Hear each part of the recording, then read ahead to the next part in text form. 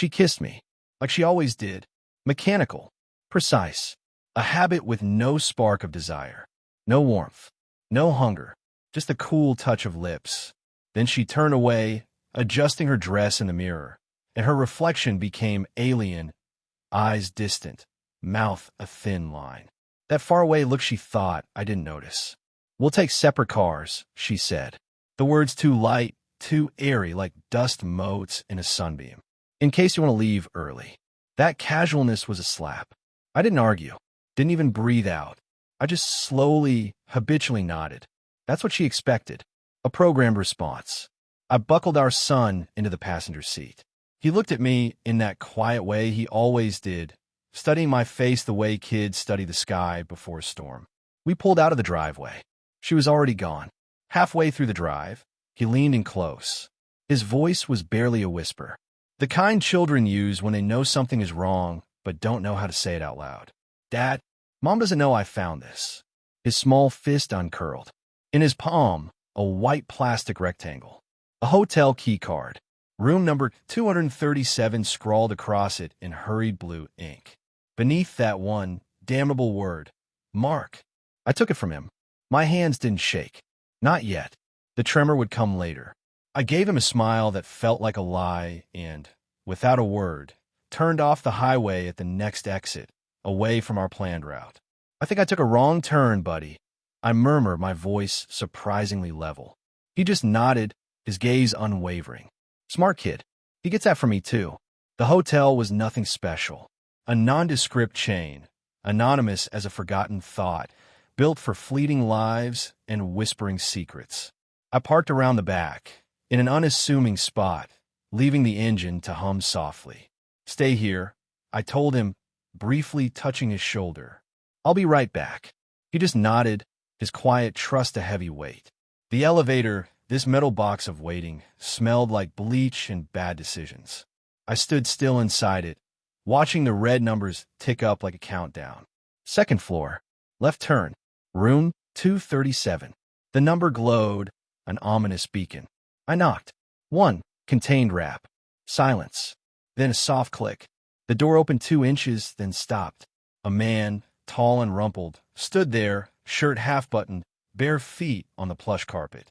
Behind him, the quiet murmur of voices, the unmistakable scent of her perfume. Female laughter drifting from the shadows. Her blurred silhouette shifted behind the sheer curtains. He looked at me with the blank stare reserved for delivery guys or those who'd knocked on the wrong door.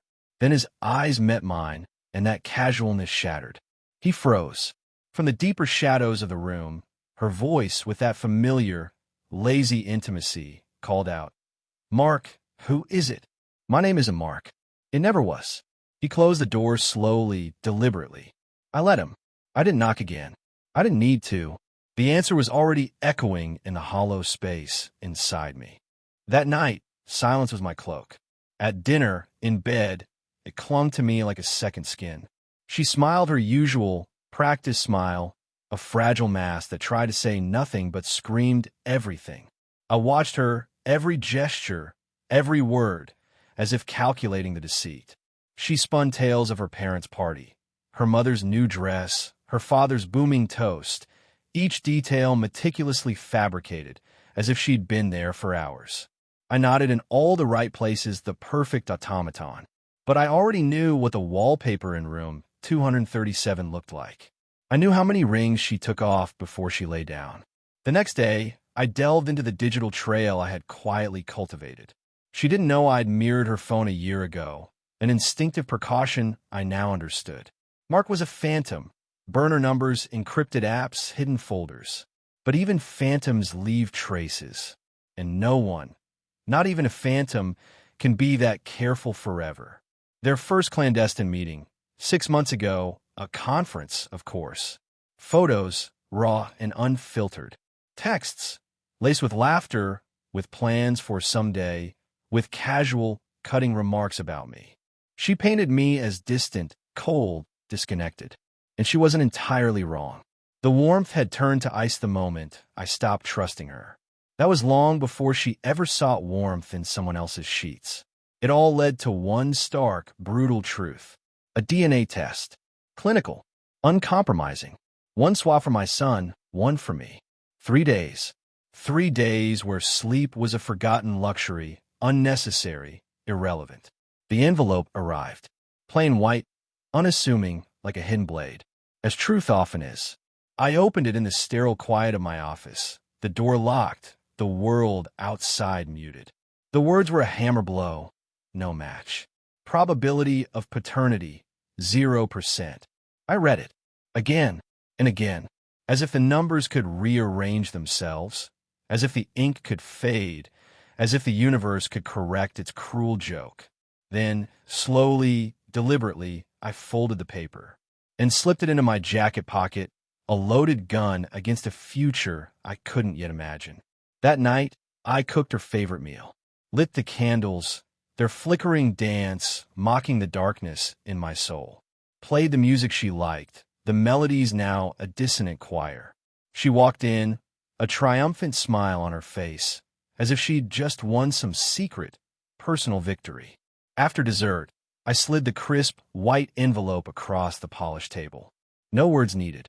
Her smile faltered. Her hands, usually so steady, began to tremble as she opened it. Her lips parted, a soundless gasp. She looked at me, but I was already gone, a ghost in my own home. "I can explain," she whispered, the words thin, desperate. I nodded. Not in agreement. Not in forgiveness. Just an acknowledgement of that pathetic sound.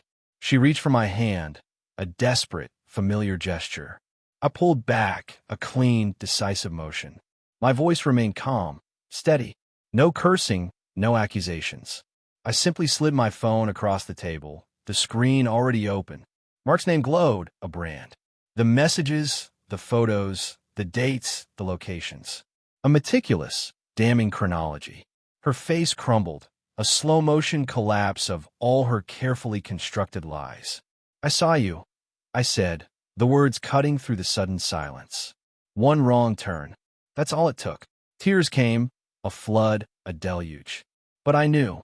Crying isn't remorse. It's panic, thinly disguised as pity. "I didn't mean for this to happen," she choked out, the familiar plea. "You did," I replied, my voice level. "Every time you lied." She stood, swaying, her hand reaching for me again, seeking a comfort she no longer deserved. I stepped back, one clean, deliberate step, and then I delivered the final, crushing blow, the one she never, ever saw coming. "He's not mine," I said, the words a cold, undeniable fact. "But I'll raise him like he is, because you don't deserve him." She collapsed back into the chair, like a puppet whose strings had been cut. I turned. I left her there. No slamming doors, no final, hateful threats. Just silence. An infinite, insurmountable distance. He sat on the porch steps when I got home, a small, solitary figure, still clutching that white plastic key card like a fragile secret. I gently took it from his hand, slipped it into my pocket, a relic of a life now irrevocably changed. He didn't ask what happened. He didn't need to. We sat in silence as the last rays of sun bled across the sky, painting the houses in shades of orange and crimson. I put my arm around him, felt his small weight lean into mine, a silent, unbreakable pact. He wasn't my blood, no, but he was mine, more than ever.